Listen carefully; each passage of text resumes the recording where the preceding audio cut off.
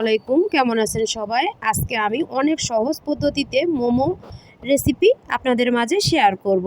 এখানে 2 কাপ ময়দা নিয়েছি, স্বাদ মতো লবণ, পরিমাণ মতো তেল দিয়ে কুসুম গরম পানি দিয়ে সফট একটা ডো তৈরি করে নেব।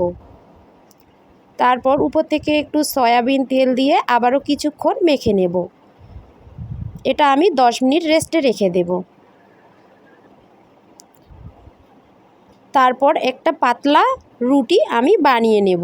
নিয়ে ছোট ছোট করে গোল শেপ দিয়ে আমি বানিয়ে নিব। তারপর আমি আগে থেকেই মুরগির মাংস মোমোর জন্য রেডি করে রেখেছিলাম। ওই পুরটি আমি মাঝখানে দিয়ে আমার পছন্দ মতো শেপ দিয়ে নেব।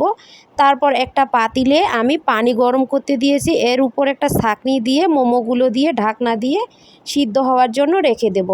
ব্যাস হয়ে গেল আমার অনেক সহজ উপায়ে পারফেক্ট মোমো রেসিপি। ভিডিওটি কেমন লাগলো অবশ্যই কমেন্টে জানাবেন। আল্লাহ হাফেজ।